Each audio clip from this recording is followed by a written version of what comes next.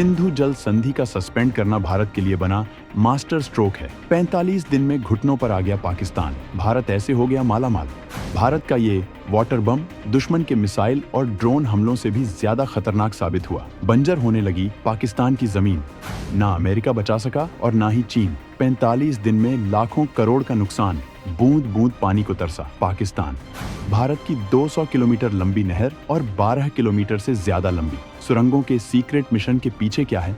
प्रधानमंत्री मोदी जी की वो विराट रणनीति जो दुनिया को हैरान कर रही है। वो कौन सी गुप्त योजनाएं हैं जिनसे भारत 2025 तक अपनी जल भंडारण क्षमता को इतना ज्यादा बढ़ा रहा है कि पाकिस्तान की जल सुरक्षा हमेशा के लिए खतरे में पड़ जाएगी और वो चाहकर भी कुछ नहीं कर पाएगा। वो तारीख थी 23 अप्रैल 2025। मोदी ने 1960 से चली आ रही सिंधु जल संधि को स्थगित कर दिया। वही संधि जिसके तहत भारत दशकों से पाकिस्तान को अपने हिस्से का पानी पिलाता रहा, उसे सस्पेंड कर दिया गया। प्रधानमंत्री मोदी का संदेश पाकिस्तान और दुनिया को साफ था, खून और पानी साथ साथ नहीं बह सकते। ये सिर्फ एक बयान नहीं था, ये नए भारत का ऐलान था कि अब पानी की उदारता आतंक की भाषा समझने वालों के लिए नहीं होगी। पाकिस्तान में हड़कंप मच गया। वो गिड़गिड़ाने लगा। वर्ल्ड बैंक के दरवाजे खटखटाए। दुनिया भर में गुहार लगाई कि भारत को रोको, लेकिन भारत अपने फैसले पर चट्टान की तरह अडिग रहा। और तो और वर्ल्ड बैंक ने भी इस मामले में हस्तक्षेप करने से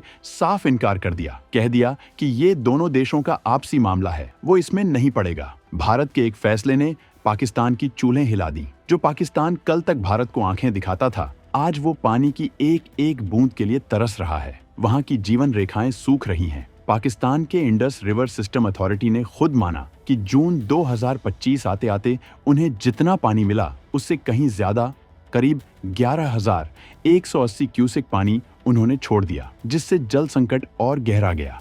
पाकिस्तान के दो सबसे बड़े जलाशय सिंधु नदी पर बना तरबेला और झेलम नदी पर बना मंगला डैम अपने अपने डेड स्टोरेज लेवल के बिल्कुल करीब पहुंच गए। इसका सीधा मतलब ये है कि इन विशालकाय डैमों में पानी लगभग खत्म होने की कगार पर है। सिंचाई और पीने के पानी का भयानक संकट मुंह बाएं खड़ा है। जून 2025 के आंकड़े बताते हैं कि तरबेला डैम का जलस्तर 1465 मीटर था, जो उसके डेड लेवल 1402 मीटर के बहुत करीब है। मंगला डैम का हाल भी कुछ ऐसा ही था, 1163 मीटर पर, जबकि उसका डेड लेवल 1050 मीटर है। सोचिए क्या हालत हुई होगी। और इसका सबसे भयानक असर पड़ा पाकिस्तान की खेती पर, जो उसकी अर्थव्यवस्था की रीढ़ है। पाकिस्तान का कृषि सेक्टर पानी के बिना तड़प रहा है, जैसे मछली बिना पानी के। 2024 से 25 के जो आंकड़े सामने आए हैं, वो होश उड़ाने वाले हैं। कपास, जो पाकिस्तान की टेक्सटाइल इंडस्ट्री की जान है, उसका उत्पादन 30% से भी ज्यादा गिर गया।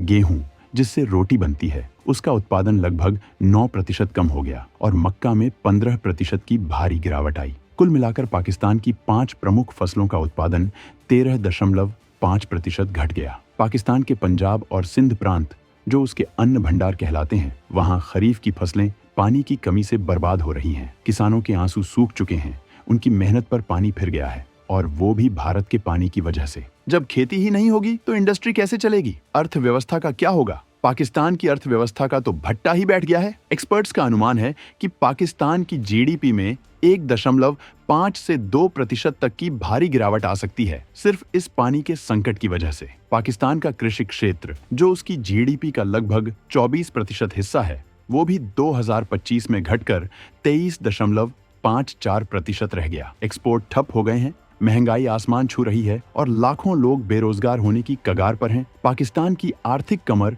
पूरी तरह से टूट चुकी है और अब पाकिस्तान दुनिया भर में गिड़गिड़ा रहा है, पानी के लिए दर दर की ठोकरें खा रहा है। भारत को अब तक, जैसा कि सूत्रों से पता चला है, 4 चिट्ठियां भेज चुका है, मिन्नतें कर रहा है कि सिंधु जल संधि को फिर से बहाल कर दो। पाकिस्तान के विदेश मंत्री बिलावल भुट्टो के नेतृत्व में एक प्रतिनिधिमंडल अमेरिका और ब्रिटेन के चक्कर काट रहा है। दुनिया के नेताओं के सामने हाथ जोड़ रहा है कि कोई तो हमारी मदद करो, कोई तो भारत को समझाओ। वो कह रहे हैं कि 24 करोड़ पाकिस्तानियों की जिंदगी खतरे में है, लेकिन भारत का स्टैंड बिल्कुल क्लियर है। प्रधानमंत्री मोदी जी ने साफ कह दिया है, पहले अपनी जमीन से चलने वाली भारत विरोधी हरकतों को बंद करो, फिर बात होगी। एक तरफ जहां पाकिस्तान पानी के लिए आंसू बहा रहा है, वहीं दूसरी तरफ भारत अपने भविष्य को सुनहरा बनाने के लिए दिन रात काम कर रहा है। भारत ने सिंधु, सतलुज और ब्यास नदियों के पानी का अपने भूभाग तक ज्यादा से ज्यादा इस्तेमाल करने की एक विराट और दूरगामी योजना पर काम शुरू कर दिया है।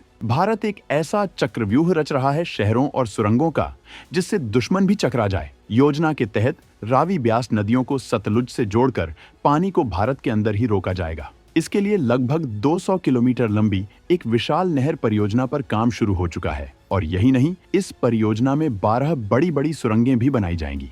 ये पानी सिर्फ पंजाब तक सीमित नहीं रहेगा, बल्कि इसे इंदिरा गांधी नहर और राजस्थान की गंगा नहर समेत कई दूसरी नहरों से जोड़ते हुए सीधे यमुना नदी तक पहुंचाया जाएगा। सोचिए, राजस्थान और हरियाणा के सूखे खेतों तक जब ये पानी पहुंचेगा तो कैसी खुशहाली आएगी।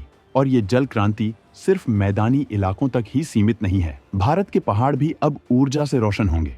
जम्मू कश्मीर में हाइड्रो पावर प्रोजेक्ट्स की जल भंडारण क्षमता को तेजी से बढ़ाया जा रहा है। केंद्रीय ऊर्जा मंत्री मनोहर लाल खट्टर ने खुद ऐलान किया है कि जो हाइड्रो प्रोजेक्ट्स अभी शुरुआती चरण में हैं, उनमें वाटर स्टोरेज कैपेसिटी बढ़ाने के लिए खास डिजाइन और तकनीक का इस्तेमाल होगा। पुराने प्रोजेक्ट्स जैसे बगलिहार और सलाल में जमा गाद को निकालकर उनकी क्षमता बढ़ाई जा रही है। और तो और Pakaldul 1000 megawatt, Ratle 850 megawatt, Kiru 624 megawatt और क्वार 540 मेगावाट जैसे बड़े बड़े नए हाइड्रो प्रोजेक्ट्स पर काम तूफानी गति से चल रहा है। इन सब कोशिशों से जम्मू कश्मीर की हाइड्रो पावर उत्पादन क्षमता, जो अभी लगभग 4000 मेगावाट है, वो बढ़कर 10,000 मेगावाट से भी ज्यादा हो जाएगी। इससे न सिर्फ जम्मू कश्मीर रोशन होगा, बल्कि पूरे उत्तर भारत को बिजली मिलेगी। ये सिर्फ नहरें और बांध नहीं है, ये है भारत का राजनीतिक जल कब्जा। इन परियोजनाओं से भारत को सिर्फ सिंचाई के लिए पानी और घरों के लिए बिजली ही नहीं मिलेगी, बल्कि पाकिस्तान के साथ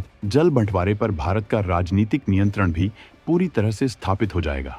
दोस्तों, सिंधु जल संधि को स्थगित करने का फैसला कोई छोटा मोटा फैसला नहीं था। ये पाकिस्तान पर एक ऐसी नॉन मिलिट्री स्ट्राइक थी जिसका असर किसी भी सैन्य कार्रवाई से कहीं ज्यादा गहरा और दूरगामी होने वाला है। ये एक ऐसा कदम था जिसने पाकिस्तान की अर्थव्यवस्था और कृषि को घुटनों पर ला दिया, बिना एक भी गोली चलाए। और भारत के इस कदम से सिर्फ पाकिस्तान ही नहीं, बल्कि पूरी दुनिया और खासकर हमारा पड़ोसी चीन भौचक्का रह गया। चीन, जो खुद को एशिया का वाटर हेजेमनी समझता है, जो ब्रह्मपुत्र जैसी नदियों पर बड़े बड़े डैम बनाकर भारत को डराने की कोशिश करता रहता है, वो भी भारत की इस जल कूटनीति को देखकर हैरान और परेशान है।